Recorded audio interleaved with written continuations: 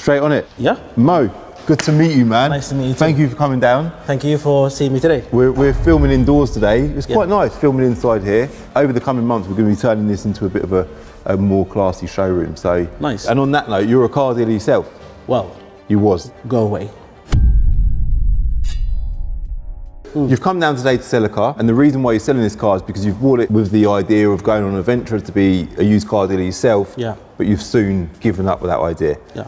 So hopefully we can get a deal done with this. We'll talk about this shortly, but before we get into that, let's talk about you. Yeah, okay. So we had a chat outside. You said before you was into restaurant. You had a restaurant? I had a restaurant, then I went into having 2 restaurants, and then it was a journey of about 5 years. From the days of COVID, we opened the restaurant first on, I think it was like around August 2020. So okay. I call it the island in the middle. Yeah. So when we had the kind of the lockdown. Yeah. And then everyone came out. We opened the restaurant at that time, and then there was another lockdown. So it's a lot of challenges to start with. We then opened a second pizza restaurant. We had the burger restaurant to start with, and then we opened the pizza restaurant in 2022, which was amazing. It looked like everything was going to flourish and expand. That had its difficulties as well. We ended up closing it down mid-23. And what area were these in? Oxford. Okay, so that's where you're living at the minute? Well, yeah. My business is in Oxford. I live in Bicester. Okay. So it's in Oxford. We closed down the pizza place. We ended up opening a second branch of the burger place because that was doing really well. Yeah. But yeah, very difficult world to be in. Challenging. Very challenging. It's lovely. I love serving people. I love making food and recipes and all of that. But it was just taking a toll on me and my family, and I thought it was time for like a new challenge. So did you then close the burger restaurant as well then? I didn't close it. I exited the burger restaurant. Okay. My business partner took over the whole business. So he's now there running that restaurant. Exactly. And you're now then free. Exactly. And in your head you're thinking, you mentioned you like cars. Yeah. So I wanted to go back to something that I really loved. Good. From a young age. Me and a friend of mine wanted to sort of like start the car trade. This was the second car that we bought actually. First one was a Mini. So I'm going to do a video on my channel as well, which I told you about. I guess we get to this. Yeah, we'll mention that. So Mo's wants to start doing a YouTube channel as well. So and you filmed your first video, your second video as well, I guess. Yes. So you filmed a video on your Mini. They're both there, but as you know, for the algorithm, I want to have like about 3 videos or something like that, and then push them all out at the same time. This is actually, the first major video on the channel. It is a story for me because I bought this car. It was from BCA. Yeah. It cost me about £12,200 with the fees, which wasn't a great price to buy them for. But I was. How long ago was that? Just out of curiosity. This was about 3 months ago. So you paid £12,200 for it. Yeah. Go on, carry on. Well, so let me just quickly, whilst we're talking about money, let's just quickly mention book values. The book value of this car today in the trade, in perfect condition, is £10,750. The Auto Trader trade value is £10,100. So you've paid £12,200 for it as a car dealer from BCA. Yeah. How was that experience? I mean, obviously I did deal with car auctions before then.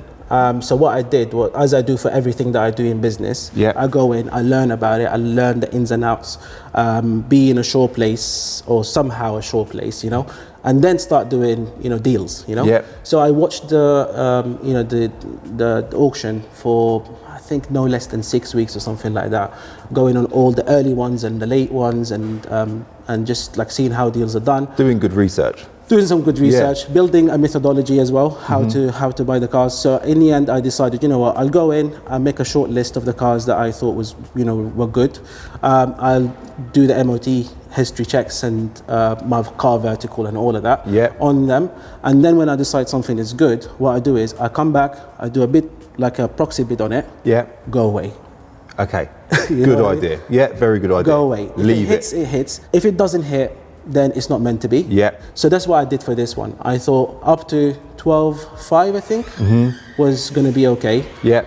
So you put a maximum bid of £12,500, and then the retail value of this car today is £13,600. So straight away, if you had have got this car for £12,500 plus your fees, plus getting it back from which auction was it? Perry Park. Birmingham. Perry Bar. Yeah. Yeah. So getting it back from that auction to home, there's a lot of cost involved. Yes. For then a car that's then retail value is £13,600. Yeah. Luckily, you got it for below that. Yeah. So You won the bid at what amount was it? 12.2 with the fees. With 12, it was 11.6 or 11.7 without the fees. Straight away, as a new user of BCA, you're going to pay higher premiums because you've got a lower blue or silver or something like that. Yeah. Obviously, as you level up, the more you buy, you get a higher account. We've actually got a higher account ourselves because we still do buy a lot from there. This car, they do BCA Assured and they do BCA Essential check, don't they, Mo? They do, yeah. Which one of those two was this? Essential.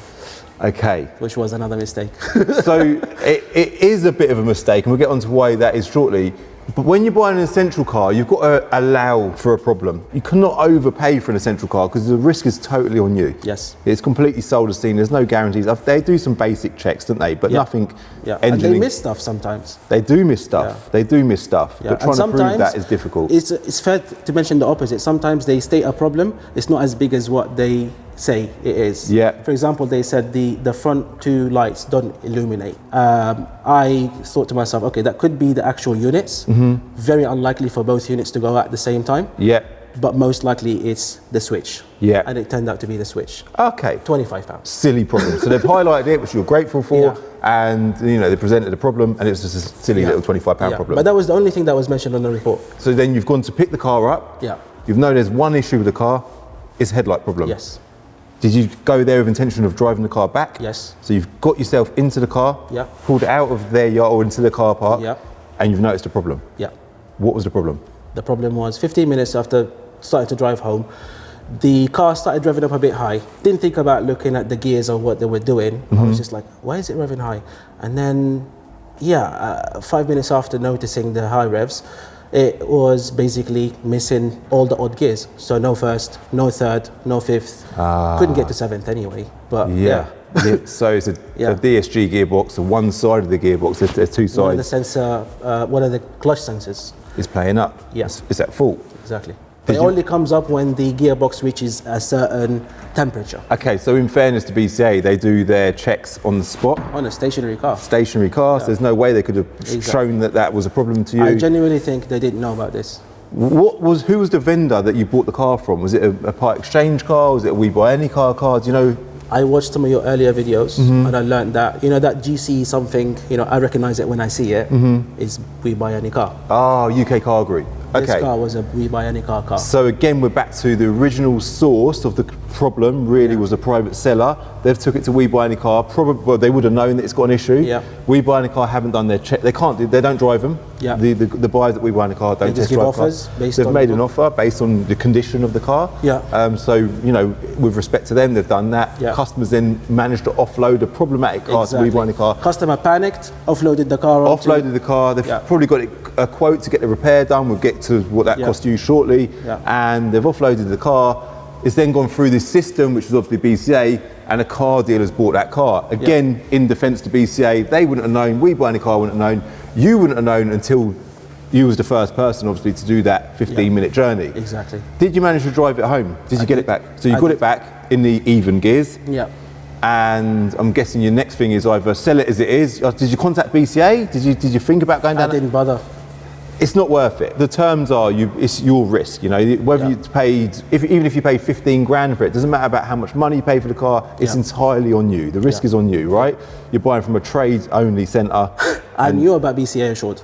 I knew about all of them. I knew about what risk I guess I was taking, but I underestimated the fact that a car 2016, it had a full dealer service history, no mileage. I think it was about 58 or something like that at the time, and I thought, okay, there's not much to go wrong with this car at that mileage.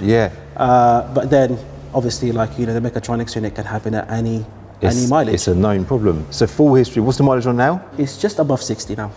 Okay, you wouldn't expect it. I mean, it does happen though. And like you say, you've done all your research, you've bidded on the car, and I think the issue there is there's a limit to the risk, and when you put that proxy bid in initially, you've got to limit your risk as best as you can, and by doing that, you don't want to overpay for a car. Yeah. I'm not even saying don't buy cars with essential reports, essential only, because that's not the problem here. Yeah. The problem here really is that you overpaid for the car. Basically, I put myself in a margin area that was so thin. Yeah. it didn't allow for anything to go wrong. All I accounted for was the cosmetic bits. It had, you know, some of the reflectors at the back, well, 2 reflectors at the back were missing. Yeah. It had some trim, you know, like just needed to, I buy the trim, I buy the, you know, the light switch, and we off to, you know, making some good profit on it. You know? $1,000 at least or something like that. You know? And obviously, you know, that's not real. Yeah, and even as you look around the car now, I've just had one that's got a little parking dent there. I've only had a real brief look over it. This car is very funny because it's got a dimple here. I call them dimples. Yeah, it's got a dimple here and it's got a dimple there in the same sort of like areas. Right. Of the like quarter panel. It's got that on the bonnet there as well. As well, yeah. It's got some like a little flake here as well. Okay, so it's probably had paint on the front bumper, I would say. Yeah. And that there is just poor paint. Yeah. When you done your car vertical check, did anything come up? No. Okay. I think it's otherwise, in my opinion, a very clean car. I think it may have, again, listen, when cars have had paint, it's not the end of the world. Like you could probably, certainly the old, you know, the old BM and the old Merc, they've definitely had paint, cars of that age. Oh, by the way, on the subject of the BMW 535i, it's actually going this Sunday on Planet Dream. So if you want to be in for a chance of winning that car, it's just 5p in entry. It's a lovely spec car, dream spec actually, black exterior, black interior, sunroof up the top. It's a manual gearbox car as well, genuine sport, and also the all-important M-Tech steering wheel. So really, really nice. And this history file is one of the most impressive history files I've ever seen in my life. Something else that's really nice about this car is it's been lowered a touch, and it's on these BMW 850i. Sorry about the dirt, by the way. I'll put a nicer shot on screen. BMW 850i wheels. They're obviously split rims and they've been refurbished in this polished chrome finish. So yeah, lovely example. I'm going to be announcing the winner on the Planet Dreams Instagram this Sunday at 9 p.m. If you ain't got your entries yet, link to Planet Dreams is below. Good luck. But it's generally quite common for a car to have had paint, so I'm not going to put it apart on paint. But you've done the check and it came back as non-categorised. Obviously, the BCA would have told you if it was anyway. Exactly. For some reason, these 2 reflectors were not there, and then there was some damage here. I tried to obviously fix it. There's like some damage here as well. Yeah. I tried to obviously like buy a new one, but the problem is I was working with a really tight, you know, margin. Tight margin, tight sort of like time allowance as well, because you know I wanted to make some content with this as well. Yeah. So all the sort of like spoiler, you know, this part of the bumper, it came without the holes for the sensors. Okay. Which is a bit of work to do for my bodywork guy. To get that right. And I decided, you know what, I'll just set it like that, and if anyone says anything, I'll just knock off a few. For it. Okay. If you know what I mean. But yeah, the intention was to move on quickly and to free the amount of money that it was tying up. You know. I did do, we're going to go back to car vertical. I've done a car vertical check on the car. And there is a couple of little things on it. Let me just pull that up. They have actually changed stuff in recent weeks, which is good. Perhaps overly detailed, but it's interesting. So obviously mentioned every video, car vertical, sponsor of the channel. I use them on every single car that I buy. Every one of these cars in there has got a car vertical check on my account. Really important you do it. You done your checks when you bought this car. I'm guessing you done it with the Mini that you bought as well. And I've got a 20% off discount code CCD as well. So all linked below. Here's an example of this car vertical check, and there is a couple of flags, one on the mileage and one on damage. It's got a car vertical score of 57 out of 100. It's just saying that this particular check is poor in comparison to other similar VW Tiguan's on the market. The same mileage, I guess. It's a 9-year-old car, so which is mad. When you think of a 66 plate car, obviously we're into... You think it's yesterday. I know, I know, it's crazy. So if we click the... So we're looking for all green ticks, got no finance, not stolen, no safety issues there, but click the mileage, there's just a dip there, so it's saying potential rollback on the mileage, but there clearly isn't. You can see the graph's nice and consistent, and it must be a mistake. Someone's in the record. It's definitely, there must be a fault, a mistake on an MOT. It's dead common. We see it all the time on the channel. Because the next one after, it was just straight consistent. Up. If you had a ruler there, it would be a straight line. Exactly. So that's all good. I'm not concerned about that. It has mentioned, which is really, really, you know, it's good they do this, but it's debatably a bit over the top, but it's interesting. Front damage, it says there. A repair of around 500 quid.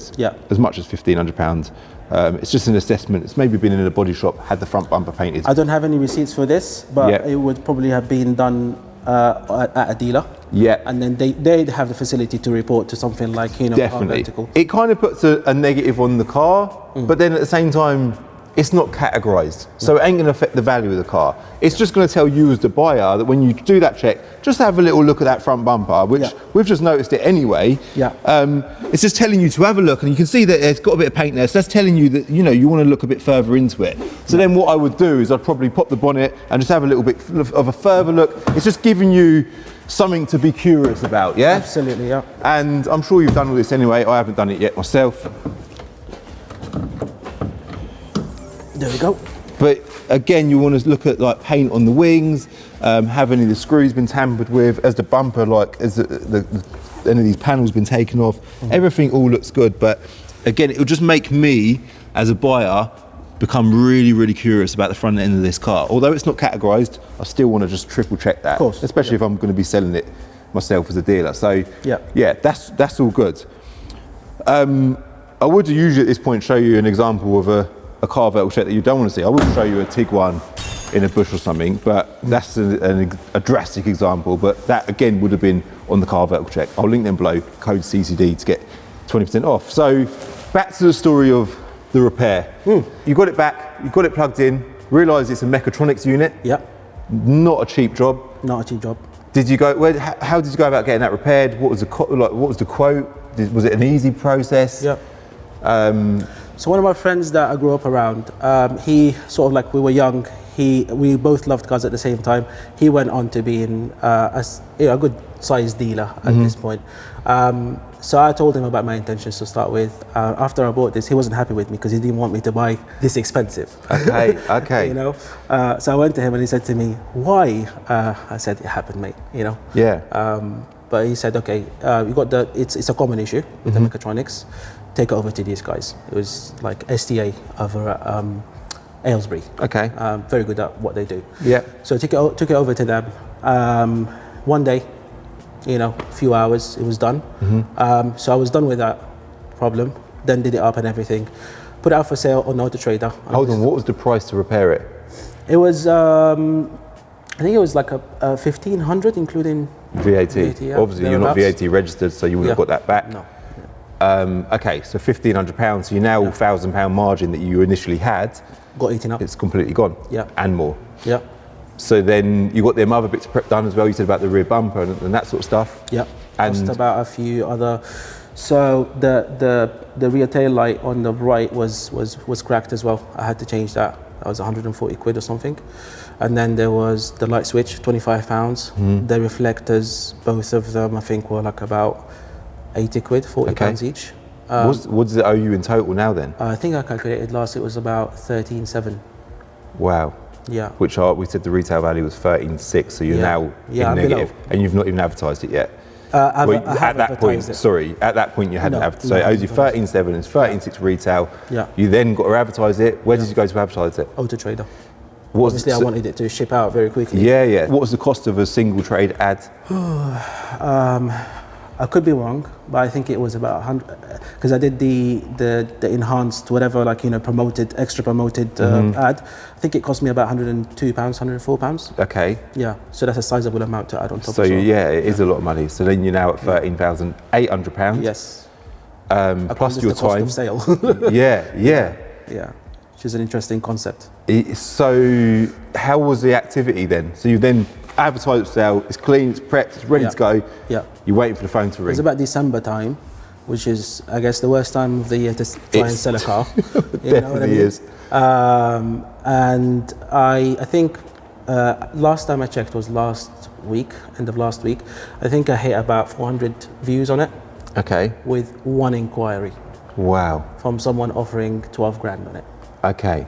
Right. So I guess they were a trader. Yeah. Who just obviously wanted to make some money on it.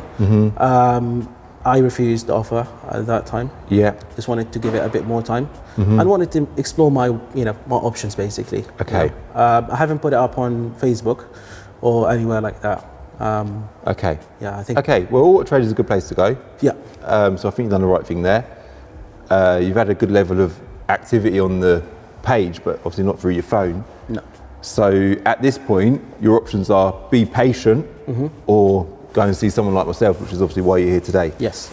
Is there anything, and I can give you an idea what we'd pay for it, but the issue, there's two issues on both sides of this. From the advertising point of view, how much do you advertise it for, by the way? What was the price? 13,949. So £14,000. The issue with advertising a car on the open market for that kind of money is most people nowadays are getting finance on cars. I'm going to assume that you're not set up to do finance. This is what I've learned. You know? Okay. This was the wrong car to buy. It's the wrong car to buy. It's a valuable lesson to learn, though. It cost me some money. It's cost you money, but you wouldn't be stood here now, which is, Exactly. even being stood here, it's cool. We're doing this video. Yeah. It's a good opportunity for other people to learn as well. Yeah. Starting out in the trade, when I started, finance wasn't big anyway. So, and it was only recently we started doing finance. Yeah. So, when you're a trader that doesn't offer finance, you do not want to tread too far into that market. 10 grand upwards, people generally do want finance. Yeah. So that's definitely a hurdle.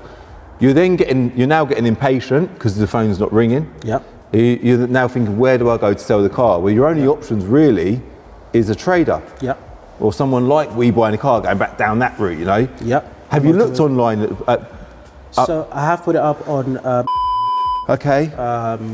I think I just need to add one more thing, or talk to them actually, and then put it up for for auction, daily auction basically.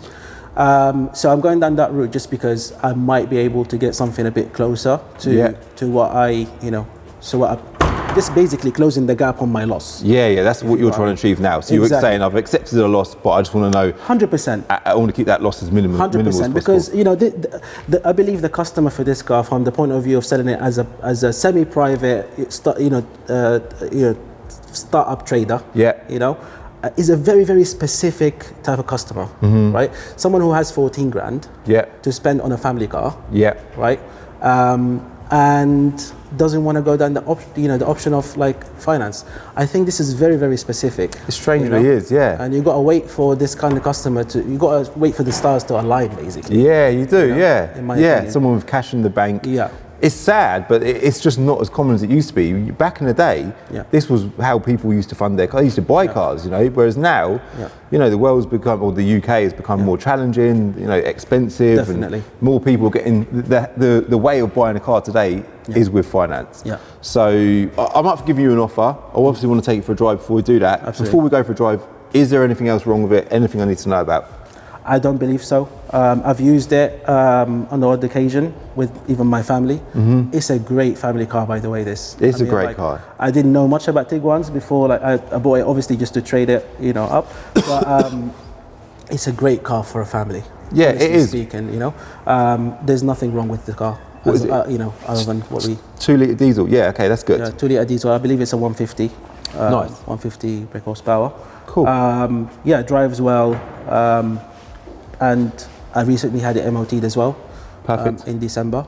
So I've come back as clean. So MOTs were up to date. Servicing, you mentioned, when was the most recent service? Do you know? It was December, probably 15th, 14th, thereabouts. Okay. Yeah, just before Christmas.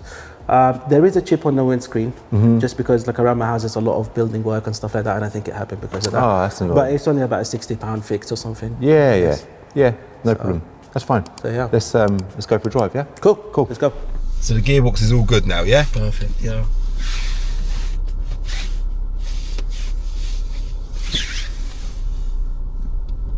That's it. Amazing. Yeah, they are. They're a good choice of car.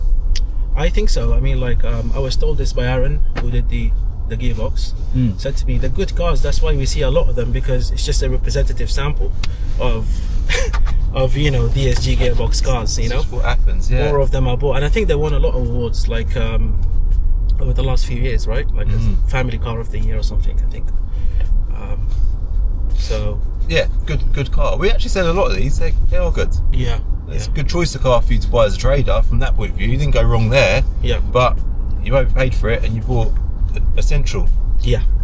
Overpaid for it. I think that's a big part, because when you pay the right money, doesn't matter. You allow for, for repairs, you allow for remedies, like just make sure that, you'll be able to give your customer a very good car in the end. You know what I mean? Yeah. And obviously, I did one part right, which is, I think I've learned this from, I used to trade like commodities and stuff back in the day, and the best way to do it is just, fix where you want to buy, how much you want to lose, you know what I mean, and let it go, right? That was the most sane way of doing it. Yeah. And I applied the same principle to the auction. I did that right, but then my price point was wrong.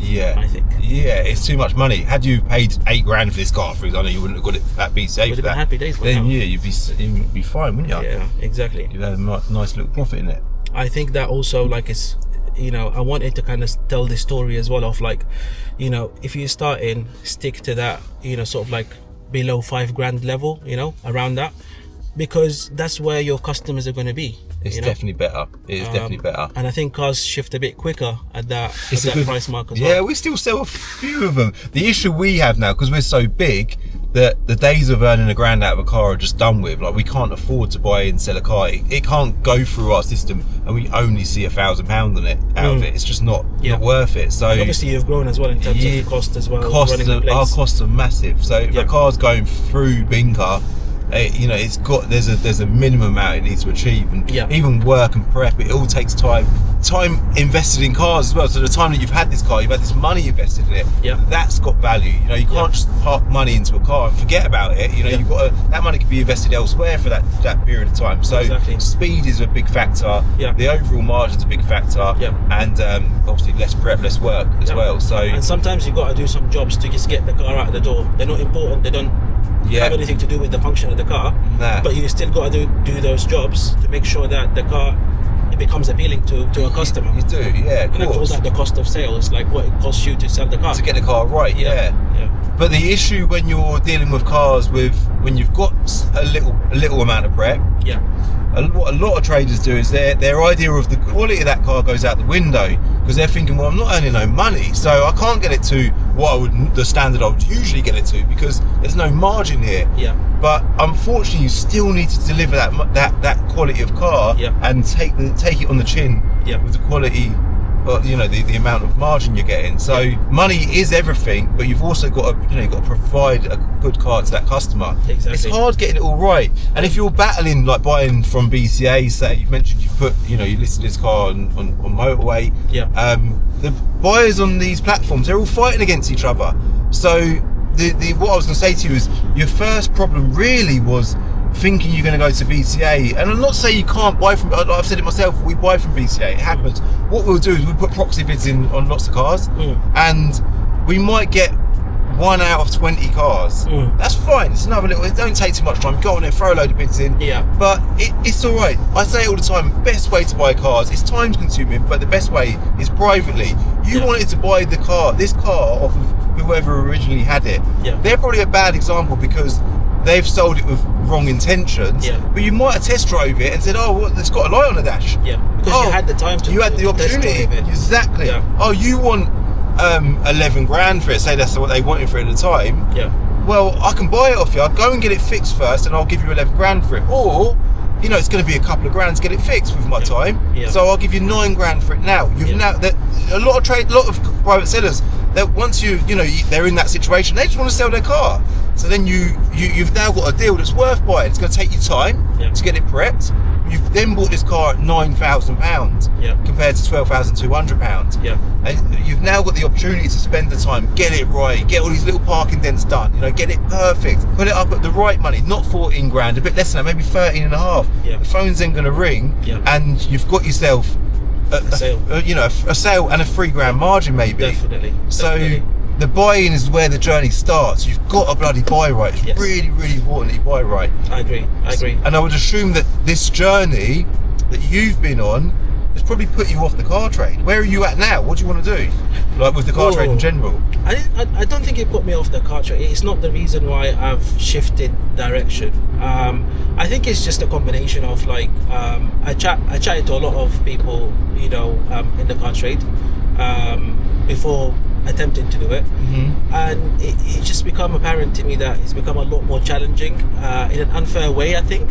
in the last few years. Like the Consumer Rights Act is just too much on the side of the consumer, in my opinion. It just leaves no room for growth in this market. Massive part of it. In my opinion, you got we sell in second-hand products here. It's not a brand new product. It hasn't rolled out the factory yesterday. Exactly. Issues happen, and anyone who wants to buy a used car should take into account that things might go wrong with it. Yes, I mean, like when it rolls out of your yard, it should be in a condition that is drivable and is good for with the intention with the intention of it being good for the next few months. But you could not guarantee a year into it. You know what I mean? You can't even guarantee that even a few months it's going to be alright. This is the thing.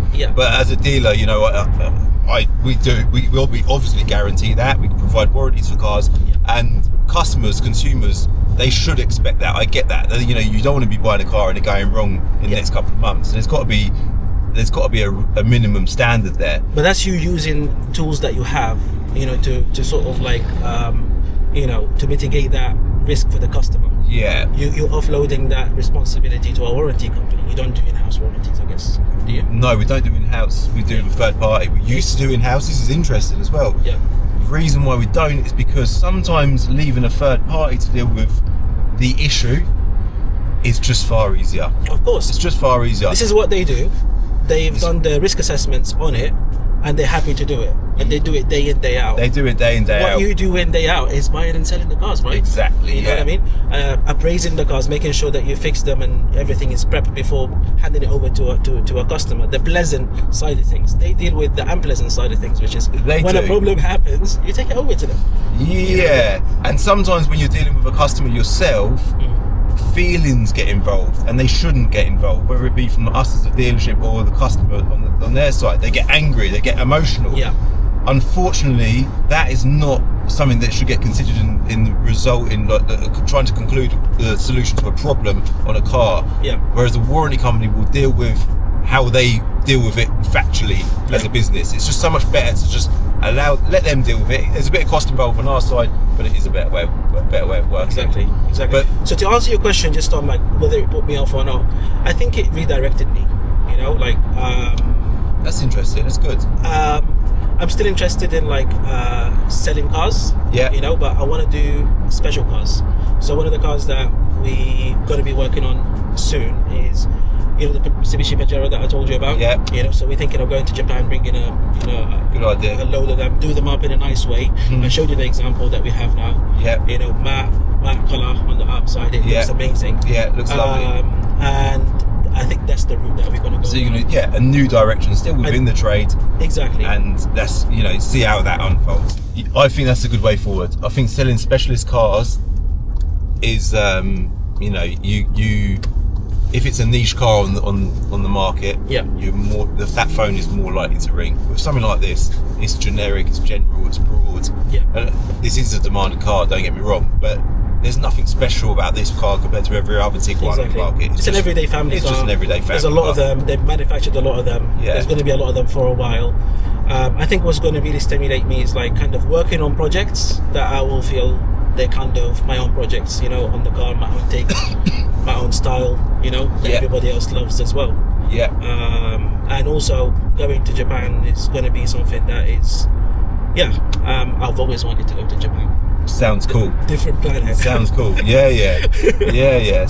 different world. So going there and exploring like the auctions and different options to buy. Maybe doing a video on like the style of buying from Japan as well, and the different options that you have on in Japan as well. That would be amazing. I've actually been talking to someone about doing the exact same thing. So I think I agree. It's an interesting bit of content as well. So this car, for me to buy, again, me buying from a trader, not the ideal way to buy, right? Me as a trader that wants to earn healthy margins, buying a car of this value from a trader, it's a clash. For me to get the margin that I want to achieve out of this car, it's going to cost you money. I can't overpay for it because you're a trader, because I'm in business to buy and sell and make what I see as a good margin. So based on book values, I think cap clean was £10,150. This car isn't my idea of a cap clean car. It needs a bit of prep. Yeah. Which, again, we're back to time. You know, there's a few things that we've pointed out. I think the parking sensors, the few dinks here and there, the chip on the windscreen. Yeah. There's the cam belt as well. I think the cam belt as well. Jerome mentioned that is good. Yeah. So even if you said now 10 grand you take for it, I'd be like, it ain't a great car for us to buy today for 10 grand. So I almost want to say I don't want to make you an offer because I think my offer would probably be less than that. Yeah. And I think it'd be better for me to just wish you all the best. If you want to do a deal, we can do a good deal, but it's going to be it's going to be less than £10,000. Yeah. Which for you is going to be far too low. I know what it owes you. Yeah. You'd be a £4,000 loss. Yeah. If you were to sell it today. And I guess obviously, like, you know, the other route as well is the sale or return. The problem is with that for me is time again. You know, I'd have to wait for it, and that's, I mean, I could wait for it on Auto Trader, you know, or you know, but it's going to take some time, and I'm trying to release the capital in this to move on to other cars. So I think, I think you might be thinking along the right lines here. Yeah. What you want to sell? No, as in. Oh, like, sorry. Yeah. So you. I was going to say. Yeah. Yeah. You need to go away. What I meant is, like, I think that you're saying the first thing here. You know? Yeah. Along the same lines of thinking, you need to be patient. Unfortunately. Yeah. Be patient, or like we said, like. I think that is a good route for me, I guess. You know, if I could get like a better price than what a dealer could. I think the issue with selling in the trade is going to be every trade is going to look at this and be like, well, it needs this, needs that, needs a cam belt. Even through. Without a doubt. So all these online platforms, they'll agree a price, but that dealer's then got to come out and inspect the car himself. Well, what does he do? He looks at it and says, I didn't know about that. Didn't know. Not because he's doing it with negative intentions, because he's a business, he wants to earn money. Same thing. So what I should have done. Exactly. So the idea of, he's also got to pay fees to them, you know, on top of what he's agreed to pay on the online price. So I'm not saying that you're not going to get exactly what you're asking, what they tell you you're going to get on the website, but do expect that you're going to have this same conversation again with another dealer, and he's likely to pull you on all these things, and that price will come down. So I just think you, as the position you're in with your intentions of why you bought this car, the best way of you regaining as much of your cash back is being patient. Whether you do that or not, it's entirely up to you. Maybe we'll put a little note at the end of this video to let everyone know what you decided to do. Right now, or what the outcome was. If there is an outcome, if you do manage to sell it before this video goes live. Yeah, absolutely. So after filming the video, Mo decided to drop the price on the car on Auto Trader and be patient, and he did eventually get an inquiry from a private buyer who was ready to proceed immediately and didn't need finance. That person did come round, look at the car, made a low offer, and Mo agreed to sell it to him for £11,350. So the buyer managed to get a car for well below retail, and Mo managed to reduce that loss as best as he could. So all in all, there was a lot of good lessons here for anyone looking to get into the trade. Again, I'm going to remind you, if you do get into the trade or you are about to buy a car as a private buyer, make sure you do a car vertical check. So important. Code CCD to get 20% off. Planet of Dreams is linked below as well. If you want to be in for a chance of winning a car for just a few pennies, head over there. And also, before you go, one of my pet hates is, you know, when you go to a public toilet and they've got them cheap hand dryers. It's a bit like getting in a bath with dirty water. They're just pointless.